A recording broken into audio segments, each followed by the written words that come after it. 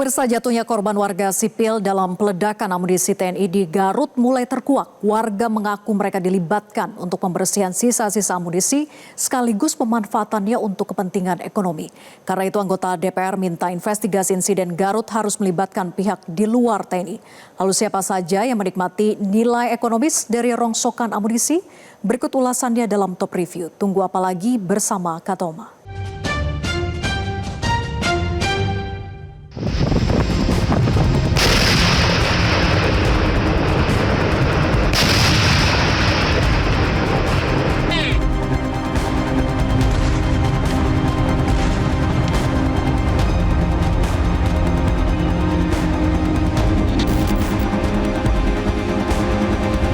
Beginilah kondisi jalan menuju lokasi pemusnahan amunisi TNI Angkatan Darat yang memakan 13 korban jiwa.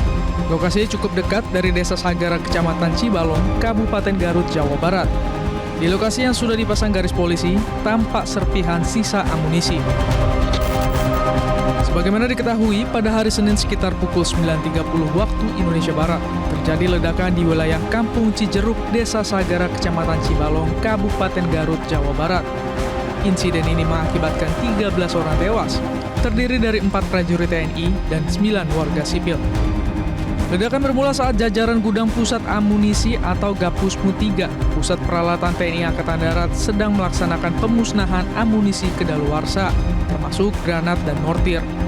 Amunisi yang diledakkan berasal dari gudang amunisi daerah atau Gudmurah Kodam Jaya di Ciangsana, Kabupaten Bogor. Yang menjadi tanda tanya adalah adanya warga yang berada di lokasi peledakan yang berujung tewasnya 9 warga sipil. Ketika keberadaan warga sipil itu ditanyakan kepada Kapendam 3 Siliwangi Kolonel Infanteri Mahmudin Abdillah, ia mengaku tidak tahu dan masih didalami. Dengan warga sipil ini kita masih juga tanda tanya ini Mbak, mengapa warga sipil ini bisa masuk. Nah, saat ini tim investigasi dari Mabes Angkatan Darat sedang melaksanakan tugasnya di lokasi bersama dengan tim di wilayah, bersama juga dengan tim dari Gapusmu 3. Ini sih kita kembangkan lagi terkait dengan masyarakat yang ada di wilayah tersebut, Pak. Demikian, Pak. Oke, tapi harusnya memang tidak boleh ya Pak warga sipil untuk masuk untuk mendekat ke area pemusnahan itu? Ya, seharusnya sih nggak boleh Mbak, cuma ya ini kita masih dalami lagi bagaimana keberadaan masyarakat sipil yang ada tersebut di dalam lokasi itu. Namun warga yang keluarganya menjadi korban ledakan mengaku pelibatan warga sipil dalam proses peledakan sudah berlangsung lama. Warga direkrut untuk melakukan pembersihan sekaligus pemanfaatan sisa ledakan yang masih memiliki nilai ekonomis. Yang itu udah bukan sekali kali itu. Bukan, udah lama. Ini sekitar berapa lama kalau di sana? Wah, kalau di sini mah udah kayaknya lama lah, 20 tahun lebih lah. Udah ini ya. Itu payus ya, untuk payus ya. Kalau untuk Panwar mah bisa dibilang masih inilah sedikit baru juga. Kan narasi yang beredar Pak bahwa ini tuh bahwa warga sipil itu ya, memulung gitu Pak, atau ya, menjual serpihan dari amunisi itu bisa dibenarkan atau gimana itu Pak?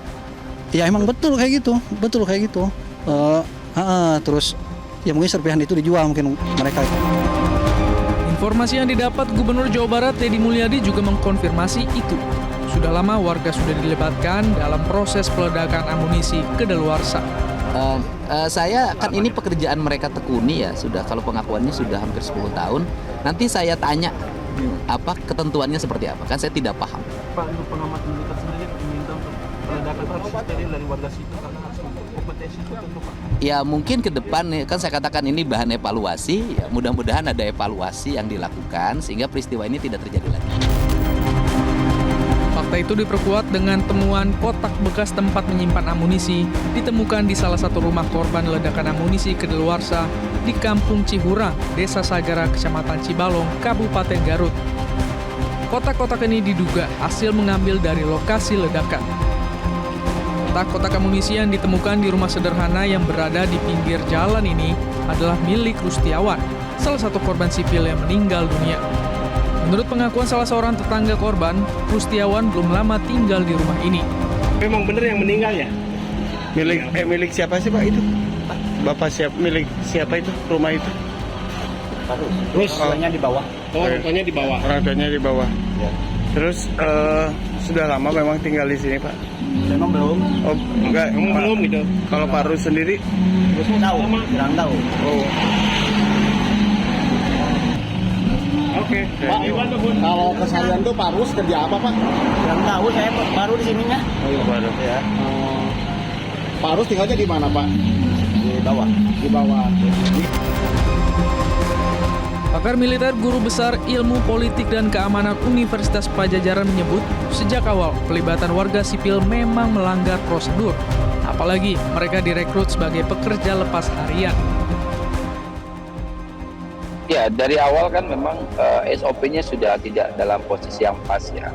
Misalnya katakanlah orang keluar masuk, kedua juga itu wilayah BKSDA, bukan sepenuhnya dikelola oleh teman-teman TNI AD atau teman-teman di Kodam Siliwangi. Yang ketiga, teman-teman itu memang tidak dipekerjakan secara formal kalau ngelihat dari polanya, tapi memang diminta untuk kemudian melakukan pembersihan dan mendorong proses hasil sebanyak kemudian dimanfaatkan untuk kepentingan bisa dijual dan sebagainya.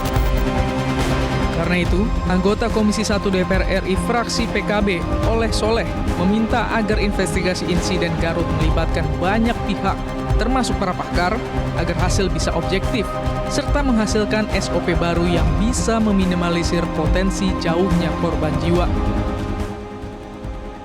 Ya tentu ini investigasi harus melibatkan banyak pihak ya tentunya.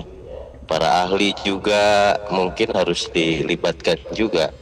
Karena output dari investigasi ini kami mengharapkan ada sebuah kesimpulan. SOP mana yang masih kurang, SOP mana yang masih tetap harus dijalankan. Karena outputnya adalah kami berharap bahwa ini menghasilkan SOP baru yang betul-betul bila mana terjadi lagi pemusnahan senjata ini tidak ada lagi korban. Dengan pelibatan pihak luar TNI dalam investigasi, diharapkan akan diketahui apakah nilai ekonomis dari sisi ledakan yang dikumpulkan warga itu juga dinikmati anggota TNI atau bukan. Sebab dari sini akan dapat diketahui derajat kesalahan prosedur yang terjadi.